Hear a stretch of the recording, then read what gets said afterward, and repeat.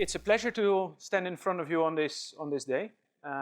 It's also a humbling moment. A humbling moment not only because of the launch of this report, which, as Professor Seville said, is the first of its kind, but also because this year marks 130 years of PPC, which is a milestone that not many companies are able to celebrate. And it is great pleasure that we have in the room here also a few of our customers who make this happen. Without our customers, there is no business. As a CEO of a company, normally I am told what to tell.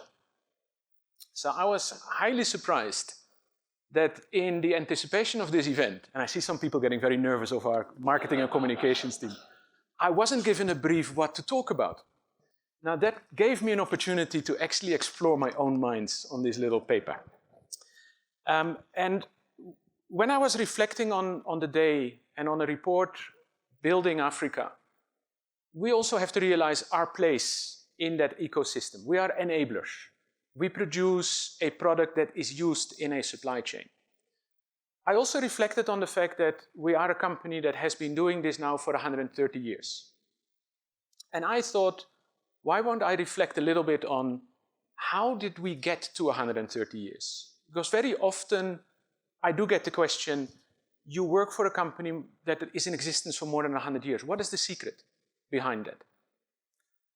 And I think talking in a business school will make this a little bit as a case study. I have now had, as a guest into the continent, coming from outside of the continent, had a good 2.5 years to observe the company and to learn where does this company come from, and more importantly, where does it go to? In one of those moments during the lockdown, when we all read probably more books than we usually did, we listened to more podcasts than we usually did, I was listening to a podcast of another business school. In this case, it was IMD, the business school out of Switzerland, where a professor was talking about companies that had survived more than 100 years, and it piqued my interest. Needless to say, at those moments, PPC was going through quite a tough time. And we were actually within the board having very serious discussions about the continuity of this company, which now that we have passed that, I feel more comfortable talking about openly. Those moments were very difficult. And I was actually glad sometimes that I was in the confinement of my little apartment here in Senten and not walking around in the office where people are always trying to read your face and to see, then measure the temperature of your stress. Actually, one of the challenges that we all face, that you come out of a board meeting highly tensed and you walk in the kitchen and you have your smile on as if everything is sunny and fantastic. In that podcast, the professor mentioned 3 particular elements after studying companies that had been successful in business for more than 100 years. And it was actually, for me, an eye-opener when I reflected on the situation at PPC at the time. The professor mentioned that the reasons why companies failed to go through the 100 years were boiled down to 3 key elements. The companies had over-leveraged, too much debt, and hit a bump in the road and were not able to deal with the crisis of debt. That leads you to the fact that the successful companies are slightly more conservative when it comes to their balance sheet. The second one is those companies that had not made it through the 100 years had at some stage through their journey lost their sense of direction, lost, in today's terminology, their purpose, and they started dwindling and faded away. The third one had to do with culture. The companies were unable to beat corporate arrogance. They felt that they could walk on water, and they couldn't. At that stage, we had discussions in our leadership team, and Mokata will remember those, where we said, if we look at those 3 things and the situation where we are at, what are we as PPC at the moment struggling with? Clearly those days, we were struggling with a huge pile of debt. And in our expansion, being too eager to expand too fast, that has caused a major problem, which we have overcome. I don't think that we had ever lost our sense of direction and sense of purpose. It is actually one of the elements that I believe is a strong glue amongst the people that work with PPC or people that work as part of Team PPC. Our purpose, as we so nicely say, is to empower people to experience a better quality of life. Wonderful, you can put it on a poster, put it in your integrated annual report. Those are nice words. But we actually can demonstrate how we put them in practice. The first is the most straightforward. The products that we use create buildings that we're in here, where future generations are being educated. It creates the hospitals where future generations and current generations are being helped. It creates the roads, the bridges, etc., etc. So that, I think, is an important element, and Professor Seville already pointed to the fact that there are many places in the world, especially on the continent of Africa, where that infrastructure still needs a lot of development and growth. But we also do it through the interaction we have with the communities in which we operate. A business like PPC has a major impact on the communities where we operate. I'll come back to that in a second. We have demonstrated how to interact with communities. And last but not least, the people that work with us. If you see how many people have worked with PPC for a long time, and you hear their stories, it is actually very fulfilling. Recently, we were interacting with people that have been working with the company for 30 years, and they reflect on the fact, and they're very grateful for the fact that thanks to that relationship, they could educate their children. So think through all these elements. I think that lack of sense and lack of purpose, PPC has always had. Third element, corporate arrogance. This is something that I believe over the last years we have made a priority in PPC, that we stay humble, despite successes that we might have, and despite the fact that I do believe, this is not very humble, that we are the best cement company on the continent, we like to stay humble as well. And this, ladies and gentlemen, is actually a very difficult element in psychology, where on the one hand, you want people to be self-confident and to have a certain firmness in their leadership, but at the same time, you cannot overstep that boundary and make it arrogance. And how do you balance those two? I think this is, from a psychological perspective, as an individual, an important thing to always reflect on. And when you talk about a corporation as a corporate citizen, I would strongly recommend any business school or any university to look into the topic of corporate psychology. What is the corporate psyche of an organization, and how do you, over time, change that? 130 years. How do you get to 130 years? Those are three elements. There's another element as well that I think is important. That is, to what extent are you successful to balance all the interests of the various stakeholders that you are interacting with? On the one hand, you have those that provide you with capital. Without them, you will not be in business. I talk shareholders, I talk banks. They expect a certain return on that capital that you're provided with. If you forget about that, your business will probably not last very long. Your second one, your customers. If you don't serve your customers better than your competitors, sooner or later you're out of business. If you don't have the idea how your customers' needs will evolve, sooner or later you will be out of business. Your suppliers, your employees, the communities in which you operate. All of these have a slightly different interest. And the challenge that every company has is to balance those interests and to serve each of them throughout the years. Nowadays, we talk a lot about ESG. Buzzword, in my opinion. 5 years ago and still today, we talk a lot about sustainability. Other buzzword, in my opinion. I think companies like PPC, who have been in business for more than 100 years, have always managed to strike the balance between all these elements that make a company thrive throughout the years. Environment, interaction with community. For us, it's key. You know, I've mentioned many times that our business is not a fantastic business. If I ask you, can we build a cement plant, close to where you live? You probably wouldn't be so keen, because normally we would come in, we start to either dig a big hole or we take away a complete mountain. Neither of that is very pretty. Then we build a factory that puts, in the past, a lot of dust in the air. Nowadays, it's a lot less dust. Nowadays, we talk more about the CO2 that we put into the air. And then, just to put the cherry on the cake, we're going to drive lots of trucks throughout your village to move all those goods, right? Sometimes we can use trains. Now, that's not a pretty picture. So if a company like PPC wouldn't have developed intimate relationship with its communities, it would not have survived. Now, did we do that 100 years ago out of the good of our heart? Maybe. Maybe not. We did it to make sure that our business can continue, and that is still the case today.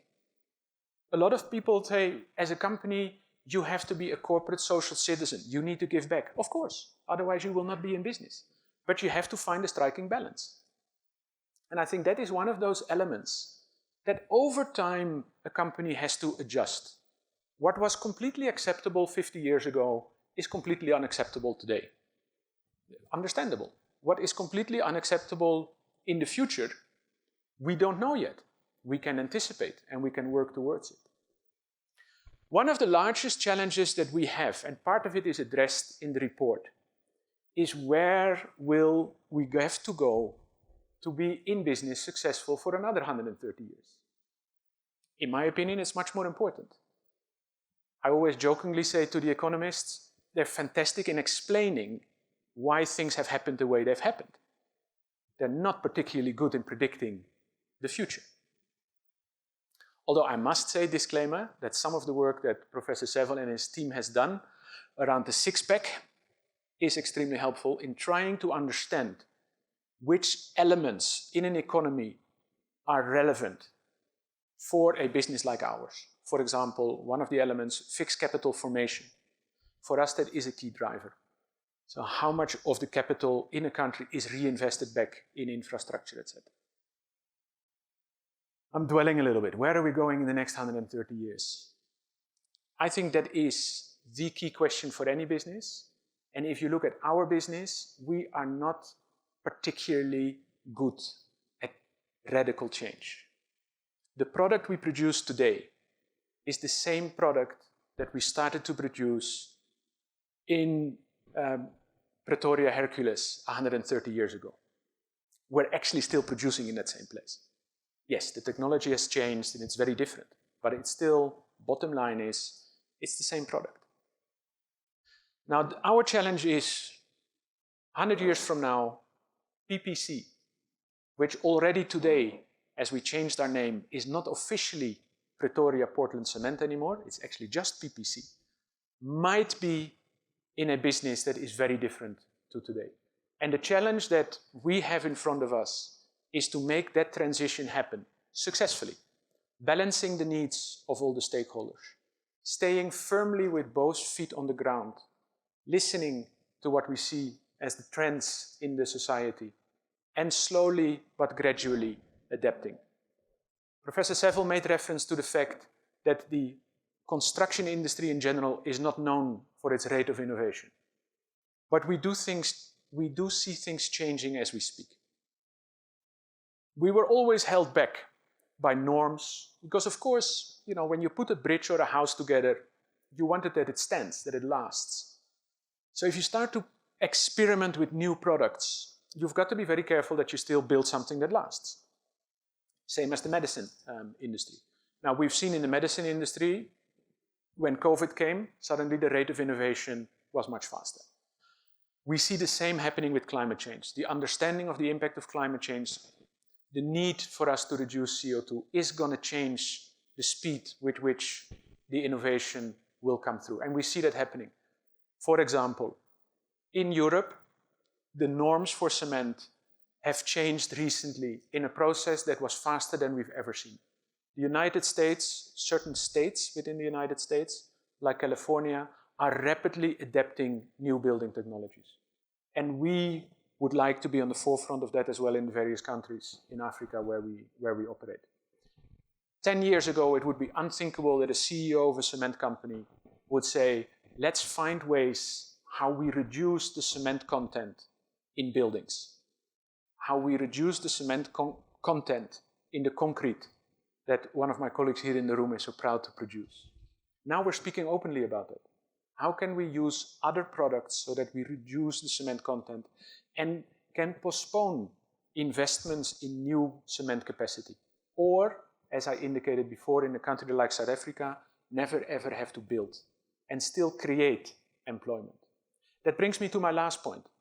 Innovation and bringing new ideas from other places into our work here in the continent. It's something that we speak about a lot. It is important, and that's why I'm very pleased with this particular report speaking about building Africa, is that within the context of Africa, the challenges are different within the various parts of the continent, but the challenges of the continent are very different to some of the challenges that we see elsewhere in the world. And I'll take one particular example just to highlight this to you. All of you probably have heard of 3D printing. 3D printing, one of the trends, fantastic. You can build houses and schools in a fraction of the time, fraction of the cost than we did in the past. So when are we starting in Africa? Start tomorrow. One of the things that we have discussed in our management team is, yes, we need to try it out. But if we start to use 3D printing, what are the biggest benefits of 3D printing? It's cheaper. Why is it cheaper? Because it uses less material, which, okay, fine. It's less costly because it uses less labor, which in Europe and in the United States, where unemployment is not an issue, is not so much of a concern. But I can tell you, with my limited experience in this country, what will happen when we start to 3D print shopping malls in this country. They'll probably get burned down before they're halfway up, because it will not generate employment. So we need to think about solutions that address the challenges that we have in the continent. And one of the common denominating issues that we have throughout the continent is the fact that we have growing population and we need to generate employment. Now we can do that. In another example, and there we can learn from other countries, for us, we use coal in our production process. We would like to use waste, because for some technological reason, the kilns that we use to burn limestone are fantastic incinerators and can basically burn pretty much any type of waste. In my career, I've had the opportunity to burn waste from municipalities, I've burned drugs, I've burned counterfeited money, I burn anything. Very interesting, actually. Now, if you look at the opportunity that we have just here in South Africa to turn the informal waste business and the waste pickers into a more formal business with more decent employment. And this is something that happened. I can bring you in contact tomorrow with people that I've seen doing this in Bulgaria that also had a system of informal waste pickers and has transformed that over a decade. That kind of partnerships is what we're looking at. And I think that is where, as a company, we can work together with not just the academias, with regulators, with our customers, with our suppliers. That is what we're looking for. And I hope that the Building Africa report will give openings to conversations like we will have today in the panel, and that we will continue to have thereafter. Ladies and gentlemen, happy Africa Day. Thank you very much.